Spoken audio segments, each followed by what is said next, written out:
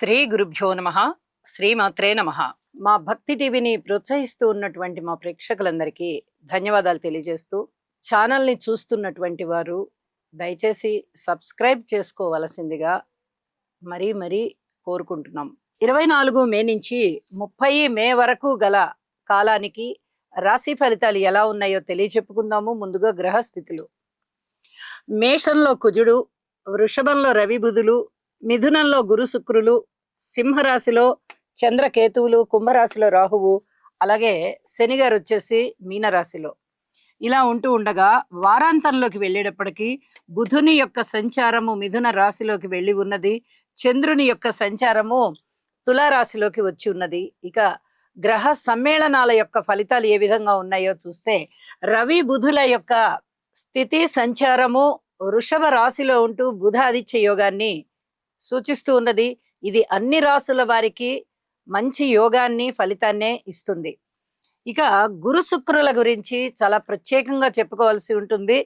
అయితే గురు శుక్రులు ఇద్దరు కూడా శుభగ్రహాలే అవుతూ ఉన్న కారణం చేత, ఇద్దరు గురువులే అవుతూ ఉన్న కారణం చేత ఇక్కడ అన్నీ కూడా శుభయోగాలు ఉంటాయి. ముఖ్యంగా ధన యోగాలు ప్రబలంగా ఉంటాయి. అది ఏ ఏ రాసులకి ఉన్నాయి అనేది మనము రాసులు చెప్పుకునేటప్పుడు తెలియచెప్పుకుందాము. అలాగే చంద్రకేతువుల యొక్క పరిస్థితి సింహ రాశిలో అనుకూలమైన ఫలితాలనే ఇస్తూ ఉంటుంది. ఇద్దరు మిత్ర గ్రహాలే అవుతూ ఉన్న కారణం చేత. అయితే ఈ కలయిక కొంచెం అనుమానాన్ని వ్యక్తం చేస్తూ ఉంటుంది. ఎవరిని తొందరగా నమ్మేటటువంటి పరిస్థితి ఉండదు. అయితే ప్రతి రాశి వారు కూడా కొంచెం జాగ్రత్తగా ఆలోచించడం ఎక్కువగా. మనం ఏమన్నా ఎదుటివారి మీద తప్పుగా అభిప్రాయాన్ని పెట్టుకున్నామా, వీరు మంచి చెప్తున్నారు కదా, దీని గురించి కొంచెం ఆలోచించి నిర్ణయం తీసుకుందాము, ఇలా సానుకూలమైనటువంటి స్పందనలో ఉండండి. ఇది చెప్పదగ్గ సూచనగా తెలియజేస్తున్నాను. ఇక దృష్టుల విషయానికి వస్తే, శనిగారి యొక్క తృతీయ దృష్టి రవి బుధుల మీద సంచారం చేస్తూ ఉంది. ఇది వైద్య విద్యార్థులకి కానీ, అలాగే డాక్టర్స్కి కానీ, వైద్య విద్యలో ఉన్నటువంటి విద్య, వ్యాపార, ఉద్యోగ, వ్యవహార రంగాలలో ఏ రంగంలో ఉన్న వారికైనా చాలా చాలా బాగుంటుంది. దీనితో పాటుగా ఏదైనా చర్మ వ్యాధుల్ని సూచిస్తూ ఉంటుంది. రక్తానికి సంబంధించి, చర్మానికి సంబంధించి ఎలర్జీస్ ని సూచించే విధంగా ఉన్నది అని చెప్పి తెలియచేస్తూ ఉన్నాను. ఔషధ సేవ తప్పనిసరి. ఇక గురువు గారి యొక్క నవమ దృష్టి రాహు మీద పడుతూ ఉంది. ఇది కొంచెం దైవభక్తిని పెంచుతున్నట్టే ఉంటుంది. మళ్ళీ నాస్తిక భావాల్ని కూడా కొంచెం పెంచుతున్నట్టుగా, మధ్య మధ్యలో కాస్త తగ్గిస్తున్నట్టుగా, ఈ విధమైన ఆలోచనల్ని పెంచే విధంగా ఉంటుంది. ఎవరైనా కానీ పరిహారాలు చేసుకోవడం, గురుగ్రహానికి స్తోత్ర పారాయణాలు చేసుకోవడం, దుర్గామ్మ వారికి స్తోత్ర పారాయణాలు చేసుకోవడము, అలాగే ఆదిత్య హృదయం చదువుకోవడము, ఇలాంటివి చేస్తూ ఉన్న కారణం చేత, శనిగారికి కాస్త తైలాభిషేకం చేసుకుంటూ ఉంటున్న కారణం చేత చాలా వరకు చాలా మందికి ప్రశాంత జీవితం వస్తుంది అని చెప్పి తెలియచేస్తూ ఉన్నాను. వారాంతంలోకి వెళ్ళేటప్పటికీ గురు శుక్ర బుధులు ముగ్గురు కలిసి ఉన్నారు. అయితే సున్నితమైనటువంటి స్వభావం పెరుగుతుంది, ప్రవర్తన పెరుగుతుంది. అలాగే అధికమైనటువంటి విద్య, నాలెడ్జిని పెంచుకోవడము, విద్య ఎక్కువగా అభ్యసించడము, ఇలాంటివన్నీ ఉంటాయి అని చెప్పి తెలియజేస్తూ, ఇక రాశి ఫలితాల్లోకి వెళ్దాం. పరిహారాలు చేసినట్టయితే చాలా వరకు మంచి ఫలితాలు ఉంటాయి. రాబోయేది మామూలు ఆషామాషి గ్రహం కాదు, రాబోయేది గురుగ్రహం. అలాగే సప్తమ స్థానంలోకి వచ్చి తన యొక్క ఉచ్చ రాశిలో ఉంటున్నారు 5 నెలల కాలం పాటు. అంటే అది మాటలైన విషయం కాదండి. కాబట్టి అద్భుతమైన విషయాలే మీకుంటాయి, అద్భుతమైన ఫలితాలే మీకుంటాయి. ఇక్కడ శనిగారి యొక్క బలము ఇంకా ఇంచుమించుగా సంవత్సరం పైన ఉంది. ఇప్పుడు రాబోతూ ఉన్నటువంటి గురువు గారి ఫలము 5 నెలలు ఉంది.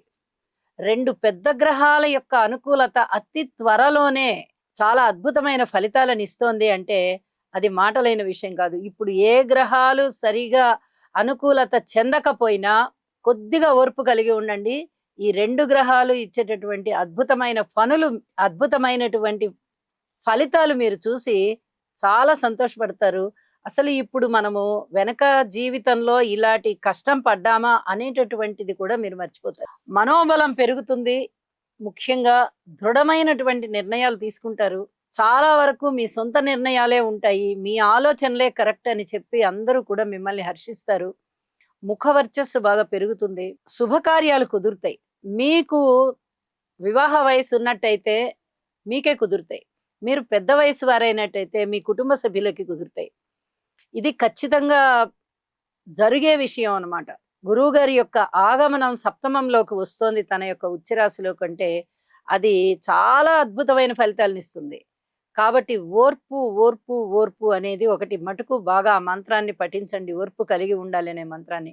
మిగతా గ్రహాలన్నీ అననుకూలంగా ఉన్నాయి కాబట్టి రాబోయేటటువంటి ఈ 10 రోజుల కాలంలో గురువుగారు ఇచ్చేటటువంటి ఫలితాలు అన్ని విషయాలలోనూ పిత్రార్జితాలు వచ్చే అవకాశము, లేదా పితృవర్గరీత్యా సహాయ సహకారాలు, మాతృవర్గరీత్యా సహాయ సహకారాలు, స్థాన చలనం ఉండడము, ఉన్నతి ఉండడము, ఉద్యోగ జీవితంలో చాలా సంతృప్తి కలగడము, ధన ఆదాయం పెరగడము, కీర్తి ప్రతిష్టలు పెరగడము, ఇంట శుభకార్యాలు జరగడము, ఒకటేమిటి సమస్తమైన పనులకి కూడా ఆయనే ఆధారభూతం కాబట్టి చాలా అద్భుతమైన ఫలితాలు ఉంటాయి అని చెప్పి తెలియజేస్తూ, వారాంతంలోకి వెళ్ళేటప్పటికి చంద్రుని యొక్క గమనము ఎప్పుడైతే దశమ స్థానంలోకి వచ్చేస్తోందో ఉద్యోగం మీద అతి సంతోషకరమైనటువంటి వార్త వినేటటువంటి అదృష్టం కలుగుతుంది అని చెప్పి తెలియజేస్తూ ఉన్నాను.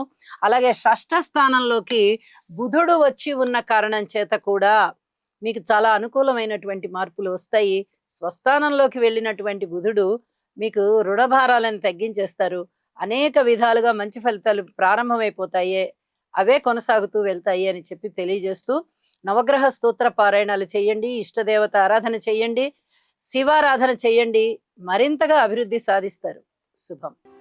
ఈ రాశివారు నవగ్రహ ధ్యాన శ్లోకం అయినటువంటి ఆదిత్యాయ చ సోమాయ మంగళాయ బుధాయ చ గురు శుక్ర శనిభ్యశ్చ రాహవే కేతవే నమః అనే మంత్రాన్ని ప్రతినిత్యము పఠించడం ద్వారా లేదా వినడం ద్వారా మీకు మరింత మేలు జరుగుతుంది.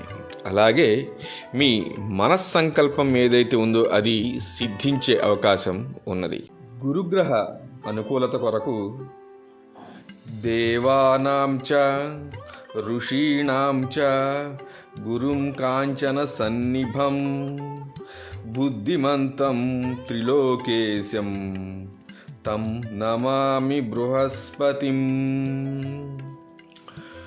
ఓం హ్రాం హ్రీం